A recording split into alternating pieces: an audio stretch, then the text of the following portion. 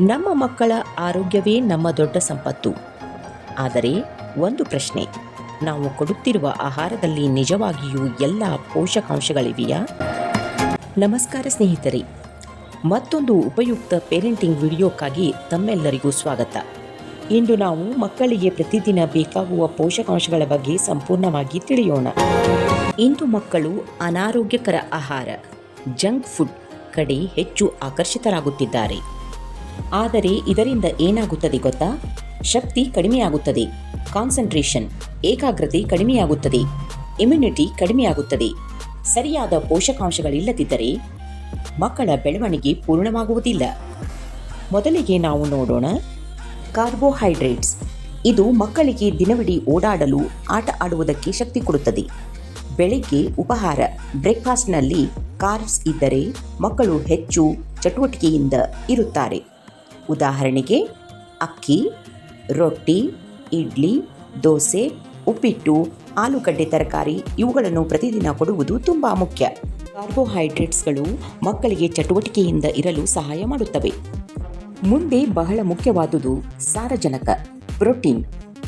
ಮಕ್ಕಳ ದೇಹ ಬೆಳೆಯಲು, ಸ್ನಾಯುಗಳು ಶಕ್ತಿಶಾಲಿಯಾಗಲು ಪ್ರೋಟೀನ್ ಬೇಕೇ ಬೇಕು. ಪ್ರೋಟೀನ್ ಕೊರತೆಯಾದರೆ ಮಕ್ಕಳು ದುರ್ಬಲರಾಗುತ್ತಾರೆ. ಹಾಗಾದರೆ ಯಾವ ಆಹಾರದಲ್ಲಿ ಇದು ಸಿಗುತ್ತದೆ? ಹಾಲು, ಮೊಟ್ಟೆ, ಬೇಳೆ, ಕಡಲೆ, ಪನೀರ್ ಮುಂತಾದವು. ಪ್ರತಿದಿನ ಒಂದು ಪ್ರೋಟೀನ್ ಸೋರ್ಸ್ ಇರಲೇಬೇಕು. ಇದೀಗ ನೋಡೋಣ ವಿಟಮಿನ್ಸ್ ಮತ್ತು ಮಿನರಲ್ಸ್. ಇವು ಮಕ್ಕಳಿಗೆ ರೋಗಗಳಿಂದ ರಕ್ಷಣೆ ನೀಡುತ್ತವೆ. ವಿಟಮಿನ್ ಸಿ ಜ್ವರ, ಶೀತ ಕಡಿಮೆ ಮಾಡುತ್ತದೆ.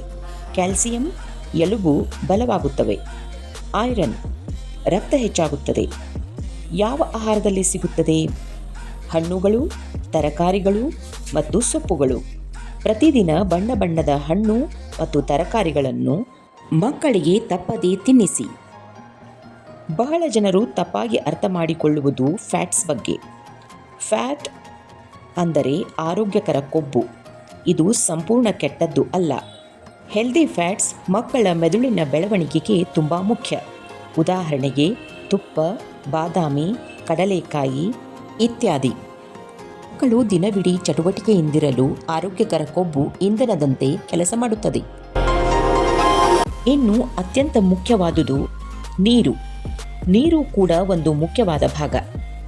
ದೇಹದಲ್ಲಿ ನೀರು ಸಾಕಷ್ಟು ಇದ್ದರೆ ಜೀರ್ಣಕ್ರಿಯೆ, ಡೈಜೆಷನ್ ಚೆನ್ನಾಗಿ ಆಗುತ್ತದೆ.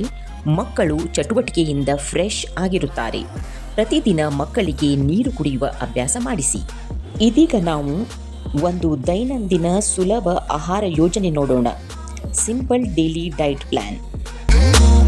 ಬೆಳಿಗ್ಗೆ ಉಪಹಾರದಲ್ಲಿ ಹಾಲಿನ ಜೊತೆಗೆ ಇಡ್ಲಿ, ದೋಸೆ, ಉಪ್ಪಿಟ್ಟು, ಅವಲಕ್ಕಿ ಇತ್ಯಾದಿ ನೀಡಿ. ಮಧ್ಯಾಹ್ನ ಮೊದಲು ಹಣ್ಣು, ಊಟದಲ್ಲಿ ಅನ್ನ, ದಾಲ್, ತರಕಾರಿ ಇತ್ಯಾದಿ. ಸಂಜೆ ಕಡಲೆ, ಬಾದಾಮಿ. ರಾತ್ರಿ ಚಪಾತಿ, ತರಕಾರಿ, ಪಲ್ಯ ಪ್ಲಸ್ ಹಾಲು. ಈ ರೀತಿಯಲ್ಲಿ ದಿನವಿಡೀ ಎಲ್ಲ ಪೋಷಕಾಂಶಗಳು ನಮ್ಮ ಆಹಾರದಲ್ಲಿ ಸಿಗುತ್ತವೆ. ಮಕ್ಕಳ ಆರೋಗ್ಯ ನಮ್ಮ ಹೊಣೆಗಾರಿಕೆ. ಮನೆಯಲ್ಲೇ ಮಾಡಿದ ಆಹಾರ ಕೊಡಿ. ಜಂಕ್ ಫುಡ್ ಕಡಿಮೆ ಮಾಡಿ ಅಥವಾ ಸಂಪೂರ್ಣ ನಿಲ್ಲಿಸಿ. ಇಂದು ಚಿಕ್ಕ ಬದಲಾವಣೆ ಮಾಡಿದರೆ ಮಕ್ಕಳ ಭವಿಷ್ಯ ಉಜ್ವಲವಾಗುತ್ತದೆ. ಈ ವಿಡಿಯೋ ನಿಮಗೆ ಇಷ್ಟವಾಗಿದ್ದರೆ ಲೈಕ್ ಮಾಡಿ, ಸ್ನೇಹಿತರೊಂದಿಗೆ ಶೇರ್ ಮಾಡಿ. ಇನ್ನಷ್ಟು ಉಪಯುಕ್ತ ವಿಡಿಯೋಗಳಿಗಾಗಿ ನಮ್ಮ ಚಾನೆಲ್ ಸಬ್ಸ್ಕ್ರೈಬ್ ಮಾಡಿ. ನಿಮ್ಮ ಪ್ರೋತ್ಸಾಹವೇ ನಮಗೆ ಪ್ರೇರಣೆ. ಮುಂದಿನ ವಿಡಿಯೋದಲ್ಲಿ ಮತ್ತೆ ಸಿಗುತ್ತೇನೆ. ಅಲ್ಲಿಯವರೆಗೆ ನಮಸ್ಕಾರ.